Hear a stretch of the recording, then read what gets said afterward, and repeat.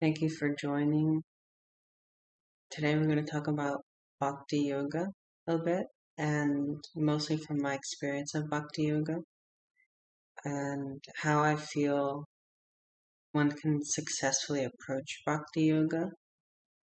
And more specifically, we're going to get into surrender, what it means to be surrendered, and what that can do for us. Like, what is the point of being surrendered? But first, I want to talk about bhakti. What is bhakti? Because we're going to be using that word a lot throughout this video. I have some notes here, so I'm gonna be going off of this a little bit. Some stuff I prepared. Um, Ultimately, bhakti is the longing to know God, to have an experience of God. Um, so even just the search for truth is bhakti in a way. It's an act of devotion.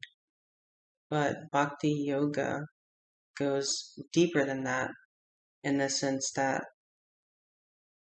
the only reason a devotee would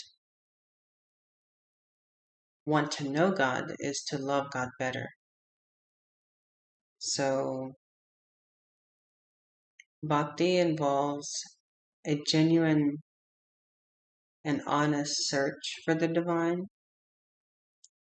But for the devotee, it's about love, because when you actually love God, then you become attached to God. And this attachment is not the same as worldly attachments. So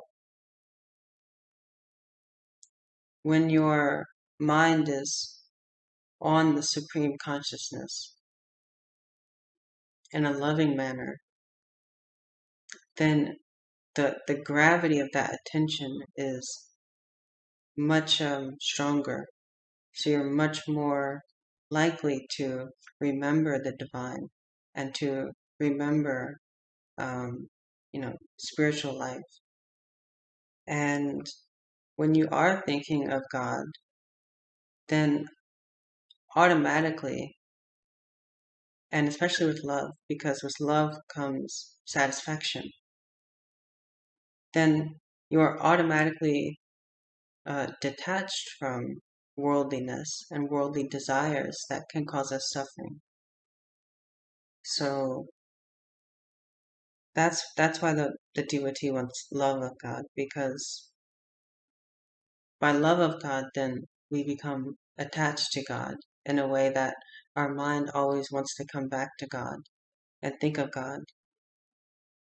And when your mind is on the supreme consciousness in a loving manner, especially in the form of a Krishna or Kali, how can you be a hateful person?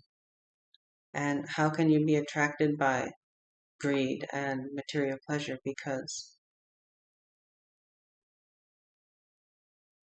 love of the divine, love in general is satisfying.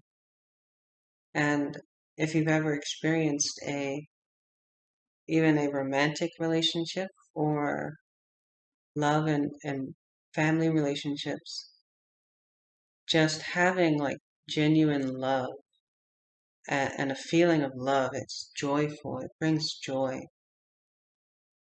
So when you are thinking lovingly of Krishna or Kali or Hanuman, then you are automatically joyful, and you don't need to try to become joyful, because joy is an inherent quality of love. And you don't need to try to forget the world either, because you're just thinking of Krishna, and Krishna is occupying your mind. And so it's not that you are trying to just keep your mind away from the world and just hold it back, like keep the dam from overflowing. But rather, it's like the stream of your consciousness to go outward into the world, consider it like it's flowing out of a pipe, and bhakti is putting a cork in the pipe. So then the water just stops. So something occupies your mind that satisfies this outward flow, this desire for joy and love, and puts it on something else, which prevents you from going after things which will inevitably cause you suffering, and a mode of being which will inevitably cause you suffering. So just by the power of love and attention, the devotee transcends uh, all those things which bring us to suffering and misery. So that's the power of bhakti. And so the end goal of bhakti is that love of God. And by surrendering to God's will, we are hoping to find love in that process, to begin to better understand God. And by advancing in love and by advancing in the knowledge that such concentration automatically will bring, and such calmness that such concentration will automatically bring, then we begin to see God is everywhere. And we begin to enjoy hearing the words of incarnations of God. And they say, I am the taste of water. I am the sun. I'm the light of the sun and the moon. So we see God everywhere. And if we are thinking of God lovingly all the time and see God everywhere, then we will see everyone and everything with love. We will see God in the hearts of all beings. So how can we harm them? And, we will see God's energy manifested as this world. So how can we take advantage of it? So these are some of the benefits of bhakti and love of God. And there are definitely a couple different ways you can approach bhakti and surrender. You can approach it just purely emotionally. So just no meditation, no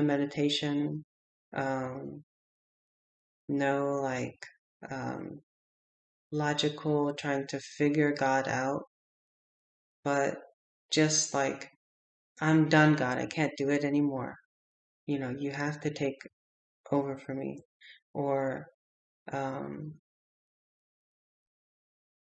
so just like loving God in a purely by the whims of your emotion and the power of your emotion. And to do that, to have emotional bhakti, requires trust. It requires trust.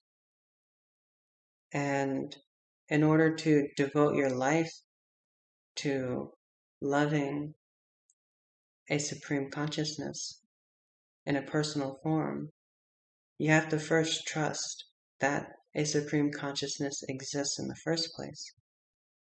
And, that higher reality. If you're seeking a higher reality, you have to trust that it even exists to be found.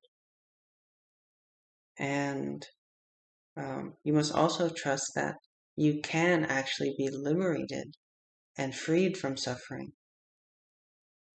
Otherwise, our bhakti isn't quite pure. That, I don't know if you exist, and this kind of thing.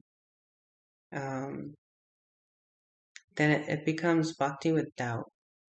And if we are doubting, doubt is a good thing for people who have the ability to use reason effectively. And it's definitely good to reason. I think everyone should have some reasoning. And So approaching these things from any one angle alone is always very difficult and has its challenges. But if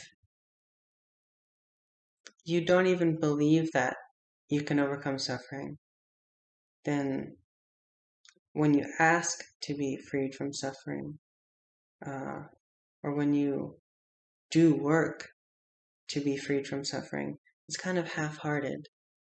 You're not fully invested in it. And I'm not meaning to say like you shouldn't doubt or everyone should have perfect full faith all the time. That's not what I'm saying. I'm saying trust is a useful quality. That if you can trust what your teacher says, you can trust what your scripture says, it's a good quality because it helps you be fully invested in the path and fully invested in your love. So that's all I'm trying to say. That this emotional connection to something which you can't perceive requires trust that it is there, even though you can't perceive it. And full surrender in this way is very rare, I think, especially in today's world, that someone is fully invested in God's love without any doubts, and has done no other reasoning or understanding of why they should be surrendered, that kind of thing. Krishna, I want to share some verses right now from the Gita, and Krishna explains sort of his mood of how he offers grace, which lets us know how we can approach receiving it, I think. And one of these verses is also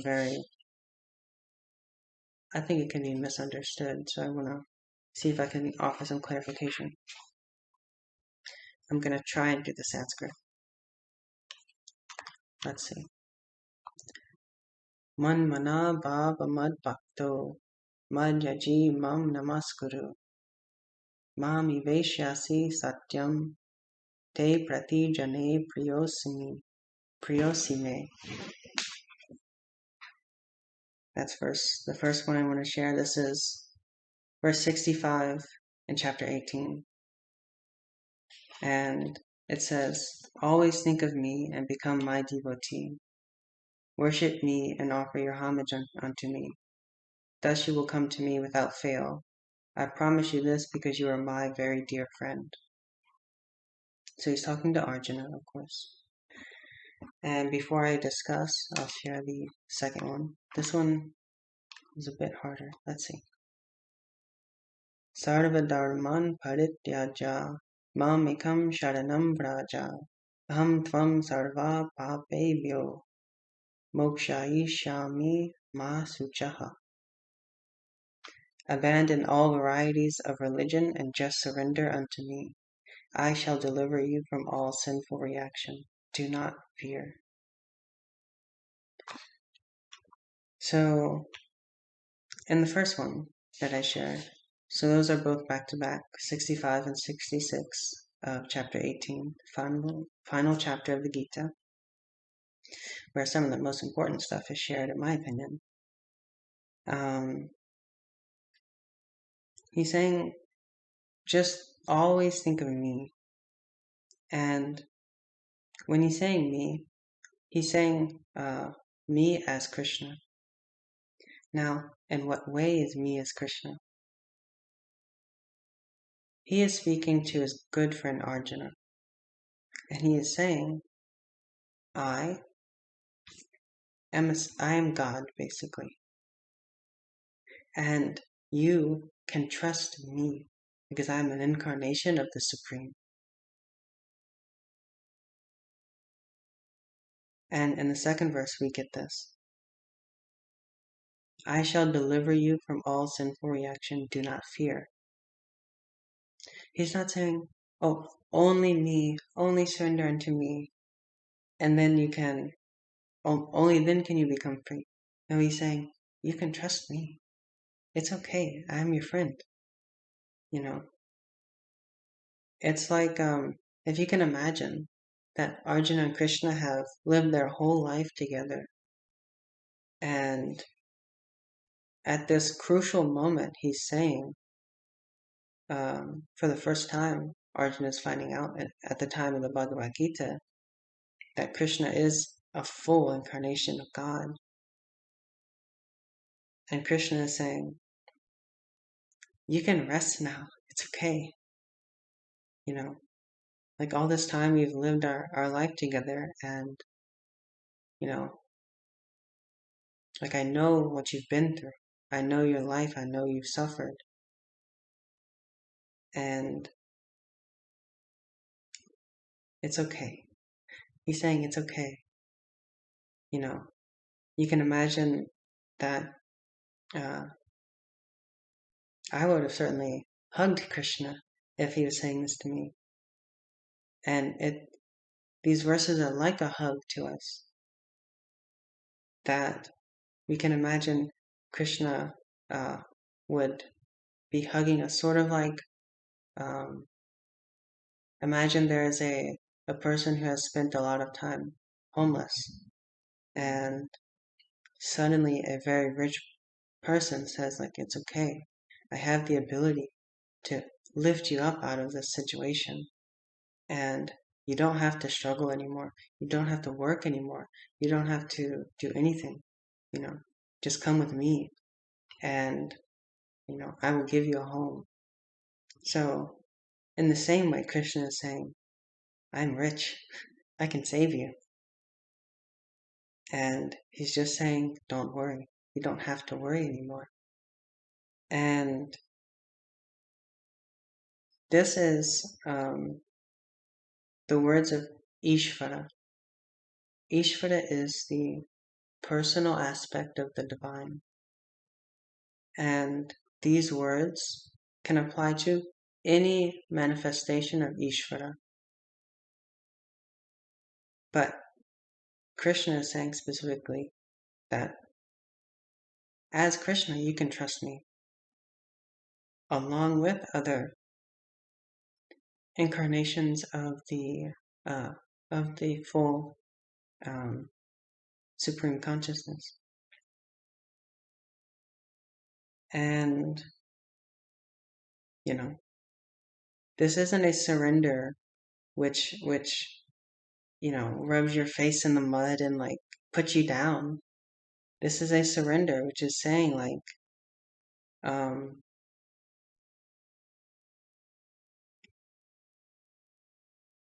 you just have to come to me. The purity of this is I don't want to ruin it. So I'm choosing my words very carefully.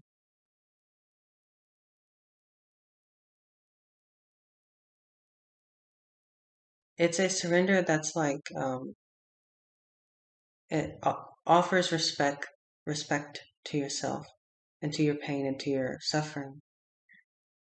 Because it's finally saying, like, I'm willing to ask for help. And that's a holy thing. You know, if you can ask for help, that is a very, very good sign. But if you are not willing to ask for help, then your journey is likely going to be very difficult. And so that's what Krishna is saying, that if you just come to me, I will take care of you. You don't have to worry. Because anyone who loves me, you know, I love them very much. And I can't bear to imagine that someone who loves me is going to suffer eternally. So, just like that, if we can find love for God, then God lifts us up out of our bad situations and allows us to transcend it. And, you know, devotion which degrades the self is impure, I would say, and can lead to negative consequences. such as losing your faith, actually. And true devotion adds to my contentment. It adds to my peace. It adds to my self-worth and elevates me to a status where I respect myself enough to want to overcome my behaviors which cause me pain and suffering. So, what is the mood of surrender? It's definitely one of trust. So you're trusting that God can lift you up. It's one of relaxation. Because if this trust doesn't bring about relaxation, then the mood of trust was not fully developed. And it's also one of humbleness, of understanding that I can't free myself. And what we are, generally speaking from our perspective, is just this body and mind. And what we're trying to do is overcome the mind and the body. But if we are constantly acting on that level as the mind and body, how can we overcome? So we are putting the mode of humbleness into our mind and body so that they sort of deactivate. And when they deactivate, then our consciousness can escape them. And so it's humbleness to say, I can't do it. Through the means of my own will, which is our mind and body, I can't do it. I need some kind of higher circumstance to arrange my liberation. And ultimately, here that higher circumstance is just love of supreme consciousness and the supreme being of existence, what we all are. And this trust is similar to the trust that when we were kids and some of us may have been driven to school by our mom or by our parents or guardian. And each morning, without really thinking about it, we trust that our parents will get us to work safely or get us to school safely and without getting in a wreck. So it's similar to that kind of trust where we are not made anxious by the possibility of a wreck because we know our guardian. We trust them to drive the car effectively and keep us safe. And it's similar to being a kid also and playing on a playground and knowing that your parents will be watching you and keeping you safe so that you can, let go and just be happy and enjoy. You're not made anxious by the possibility of danger because you know your parents are watching you. So in the same way, we trust that our surrender to God and our love of God and God Himself will keep us away from miseries and away from sufferings and away from falling away from the path of devotion and spiritual life. That by engaging in this practice of devotion, then we trust that we can overcome, and we trust that we can be free from miseries in life because we know Bhagavan is watching over us. And all of this brings about a state of relaxation and calmness.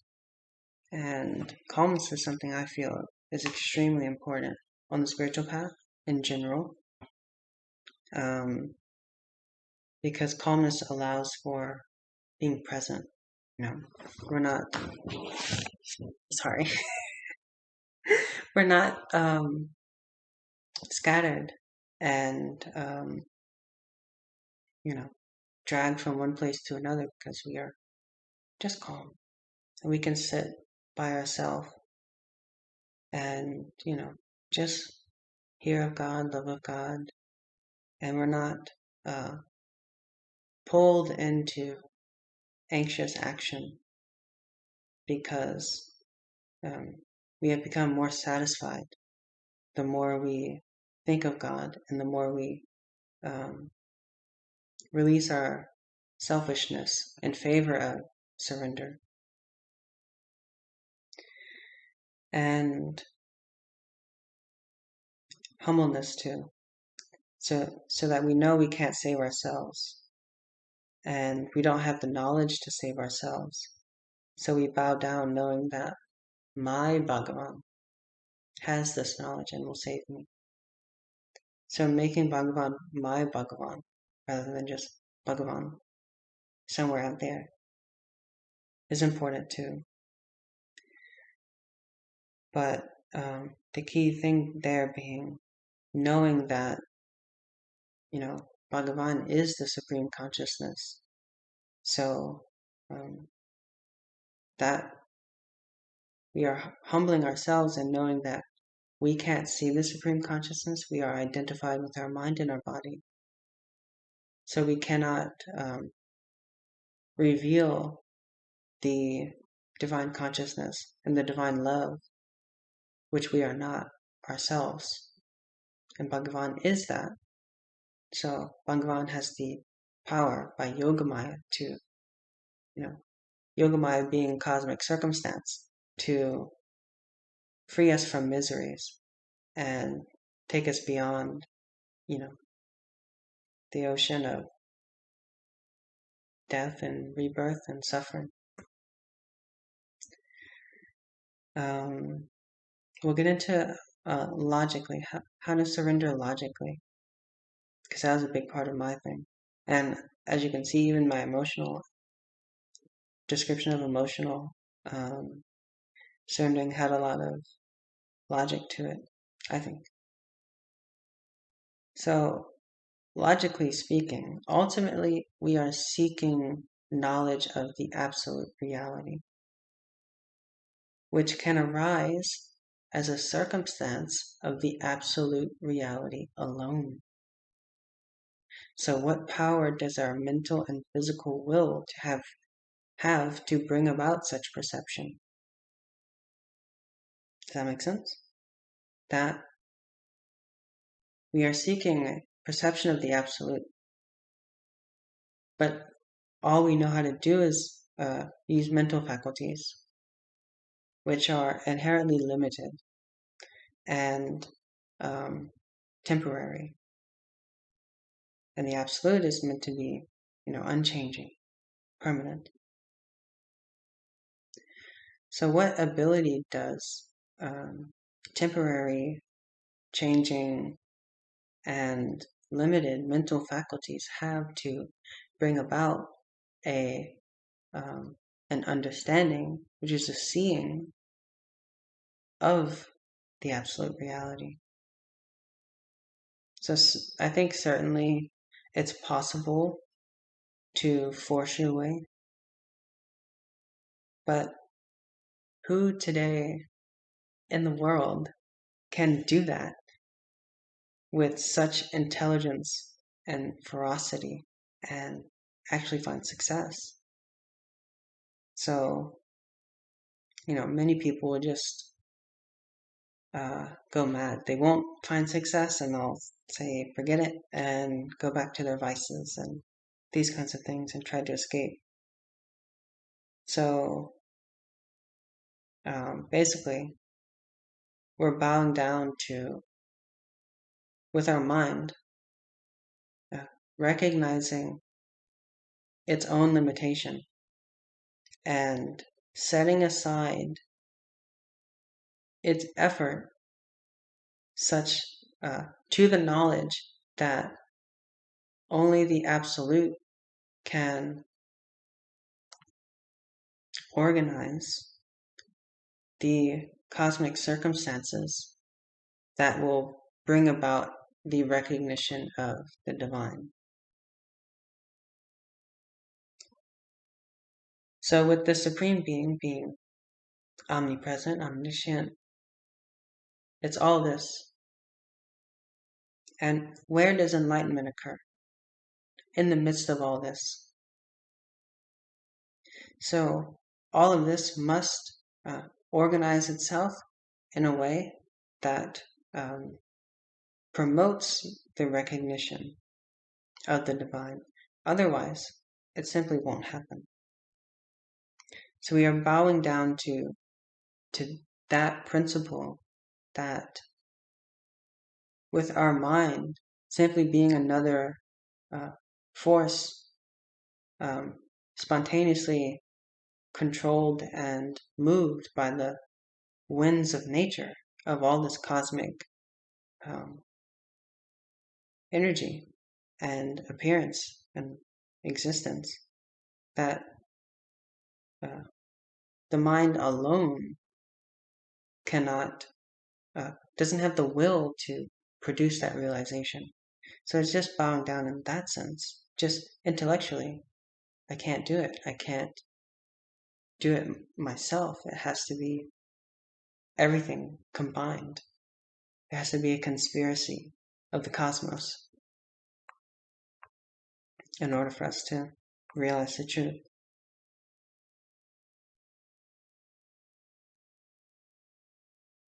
Another way, another thing that can help with logical surrender is that we can understand reasonably that the items that we have ultimately belong to the universe as a whole and will inevitably degrade and dissolve back into it.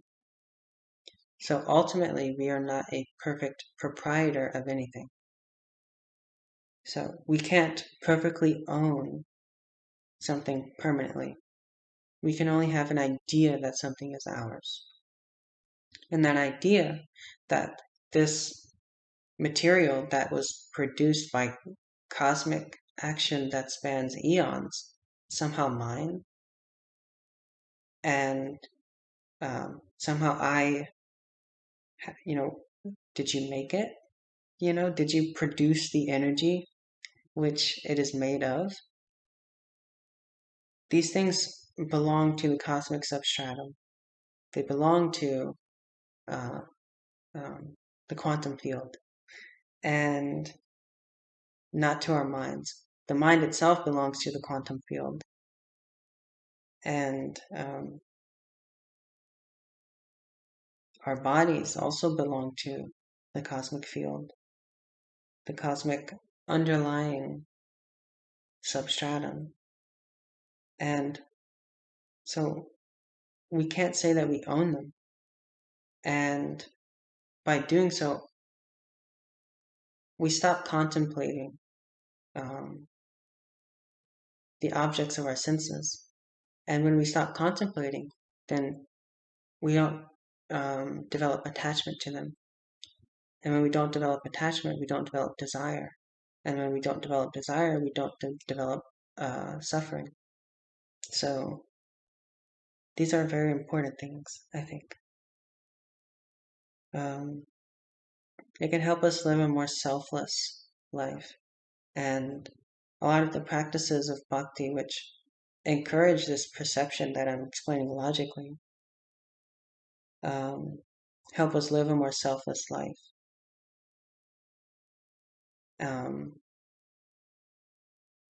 Another thing that to further understand with all this being cosmic property and not ours is that we can't control our actions either, and we can't control the results of our actions.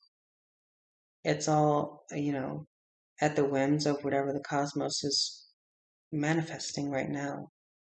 So, like a meteor could fall at any moment, boom, your whole life is gone. or you get a promotion tomorrow. You can't control these things. So because we can't control them, then we stop worrying about them. You see?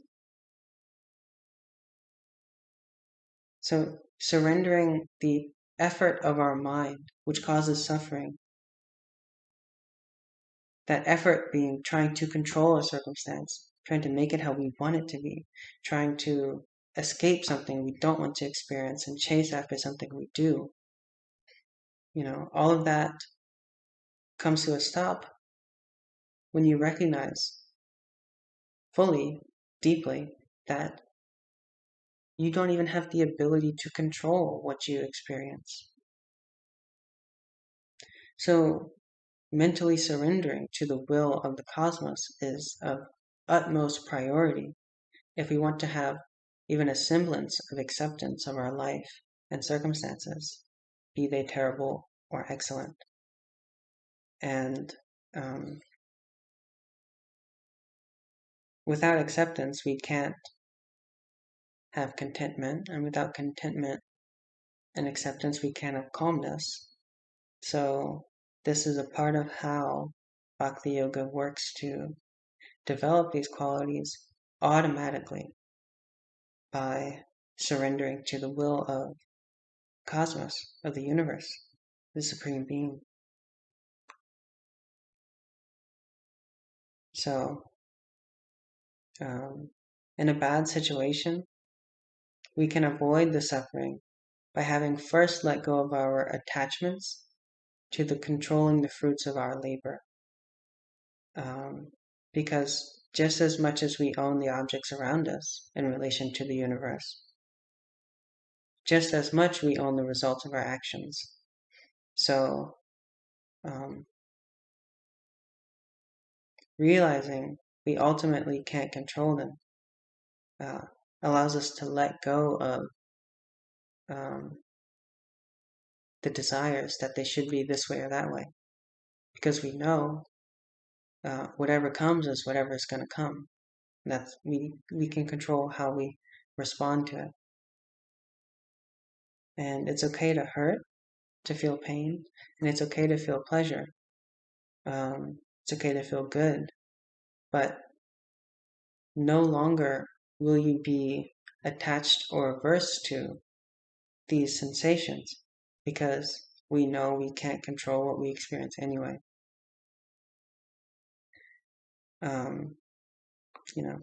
We can't control whether we get a promotion at work or whether our country decides to go to war.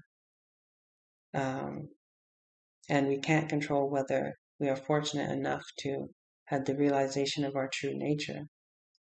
And as such, we can logically surrender our efforts at the feet of this higher willpower.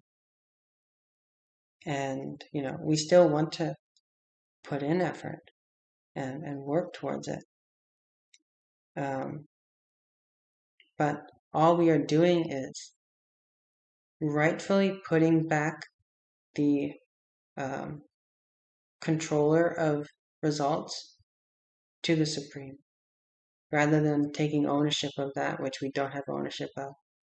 And so by doing that, then we perceive incorrectly. So by taking ownership of the results, by taking ownership of our possessions, we perceive incorrectly.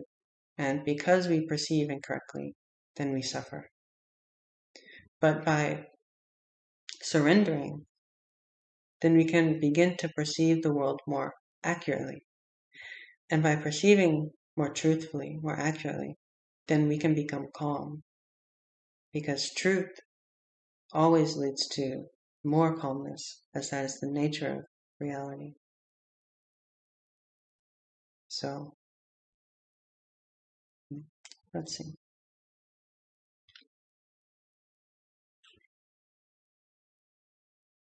Yeah. The veil which has been covering the truth lies in all of this me, my, mine. And so by just removing that, by removing the sense of mine, of ownership, then you automatically make the veil, which is covering the truth, thinner. And so realization becomes that much easier because you don't have so much clouding you up. And that surrender doesn't even have to be in a personal way, but just understanding that you can't force something to happen which is against the will of Supreme Nature. And so that understanding has to enter your mind so that your mind stops struggling so much. And when it stops struggling so much, then it's open for love, and it's open for peace and calmness. And so that's the large discussion over the emotional and logical fronts. And I wanted to talk a bit about how to offer food and what mode we can offer food in. So when we're preparing food to be offered to the Lord, and this comes from just that same logical understanding that the food, just as the other objects that you have, belong to the universe only, originally and essentially. And so you are simply preparing the food with that in mind, that this belongs to the Supreme Consciousness. And it is the result of the Supreme Consciousness that this is even here to be experienced to begin with. But in terms of offering to a manifestation, a personal manifestation of that Supreme Consciousness, how should we approach making it? One thing to keep in mind is to make sure you are not tasting the food before making the offering. And that comes in two ways.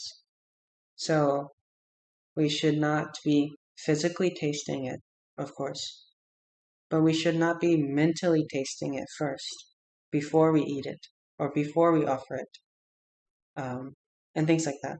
So what I mean is, as we're making the food, we're like, oh, that tastes so good, that's going to taste so good, this kind of thing. And we're eating it and tasting it in our mind before we've even offered it. So how are you cooking for Krishna if you are thinking how much your taste will be satisfied by what you're cooking? So to fully consider it to be Krishna's food so that you don't taste it before you offer it, so that the essence of your devotion will be more pure as you're making it. And what's the point? It helps us gain control over the most powerful sense, which is taste, so that we can have self-restraint when some food is placed in front of us that could be tempting to us, that could cause us to forget the divine and just indulge. But if we are in the mode of bhakti, this pure understanding that this is only the Supreme's food, then we cannot taste it because it's not ours to taste. And we can't even accept the notion that it could enter this body if it had not been mentally recognized as Krishna's food, as Krishna's prasad, and Krishna's blessing ultimately.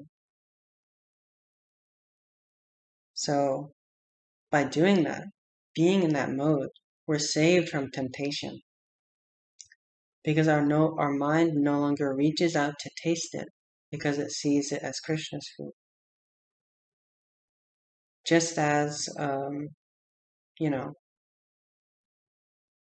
you might buy something for a child and, your brain doesn't even consider how good it's going to taste because you're not going to even eat it. It's going to go to someone else. So that's how we should be making food. And we should be so convinced that it's not our food that we don't mentally eat it either. And So what we are doing when we are mentally eating the food is we are contemplating the sense object of taste. And by contemplating that, then we build attachment to it. And by building attachment to it, then we just desire that food. And we don't desire to serve Krishna. We don't desire to love God. So that is why we prevent ourselves from doing that from the start, by considering it as Krishna's food. So offering the food both mentally and physically helps us to release the attachment and the contemplation of the food, so that the craving for the food and other foods begins to arise less and less. And, doing this also helps us to live a more selfless life, where we can set aside our ego and think of God. And by doing this, then we just automatically suffer less, because our ego is the result of false perception, false desires, false notions of dissatisfaction. And so by setting that aside, we're automatically freed from all of its nonsense. And our mind is going to slowly change over time to adjust to this new mode of perceiving the world, so that those old patterns of ego diminish over time. And so that's the art of selfless living, is to that comes with bhakti yoga, that you live setting yourself aside so that you are in a more pure space of just pure being and consciousness and love. And, behaving this way, bowing down and saying repeatedly, day after day, like, this is not my food. This is your food only. These are not my things that I own. You are the sole proprietor. Doing that day after day, it tells God, it lets God know that we are ready to overcome our ignorance and our diversions and come to a true life of spirituality and God consciousness. So I know that was a long one, and I definitely said the same thing over and over and over again, maybe, but there's a lot that I felt was very important to share.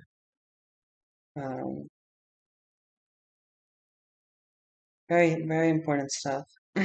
So, I'll leave it off with some just simple practices. So that was a practice of offering food.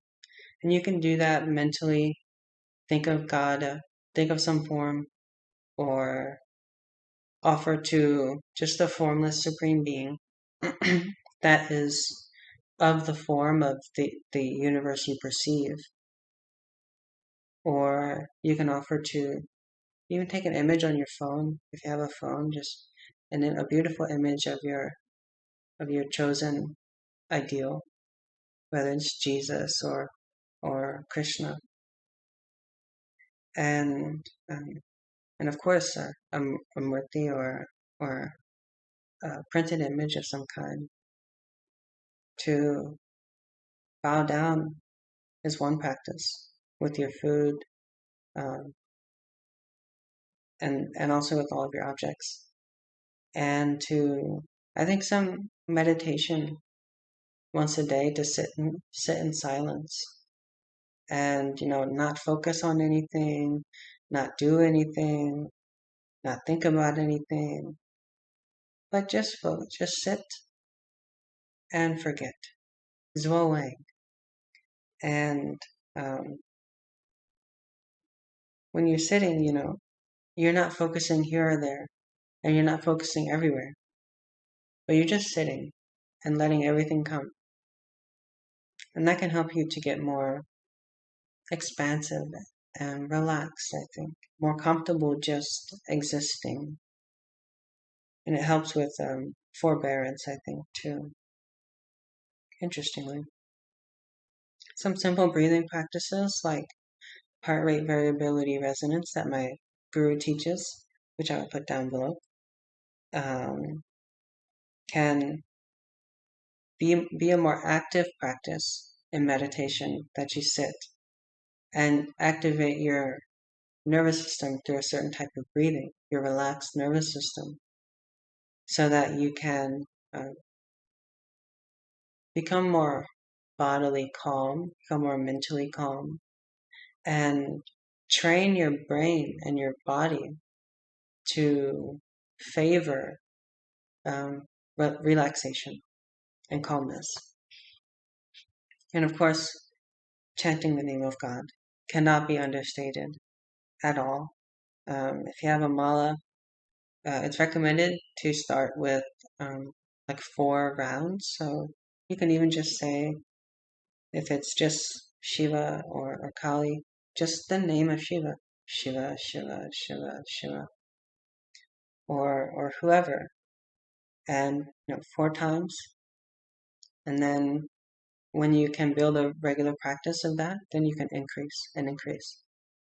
So, most devotees don't start with the full 16 rounds that's recommended of the Hare Krishna Maha Mantra. They normally start with 4 rounds every day.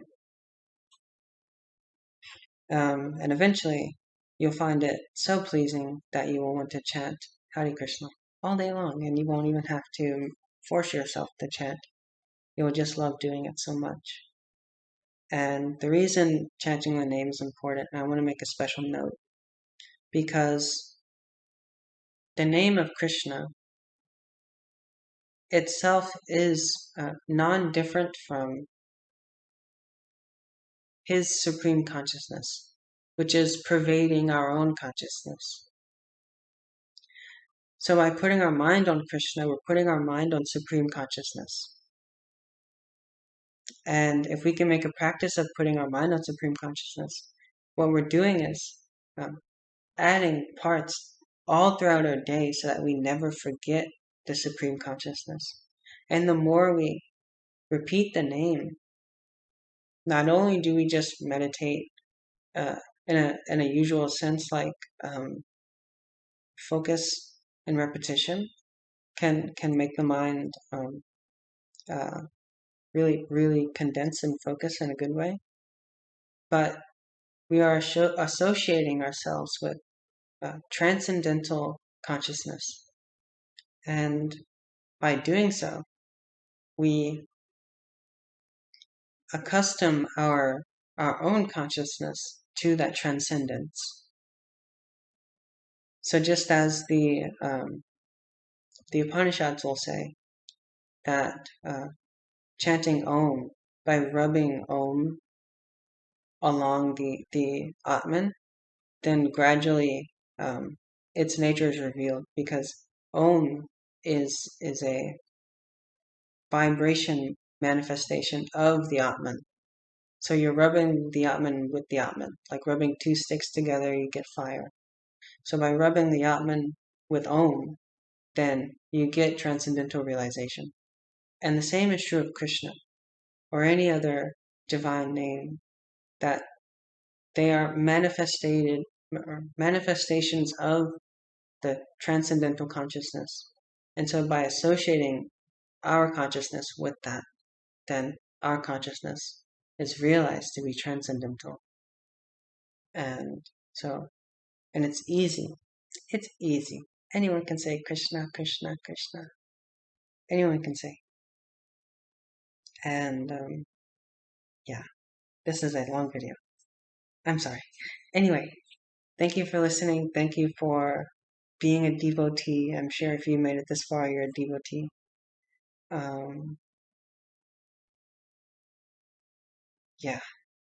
This was very fun to make, because it means a lot to me. Everything I've shared here means so much to me. And I feel it's very important to understand, because understanding things this way helped me make leaps and bounds. Helped me to stay with the Supreme Consciousness, and helped me to stay and evolve my perception of consciousness further and further. And it still helps me to just, wow, just think of Krishna. It's so easy.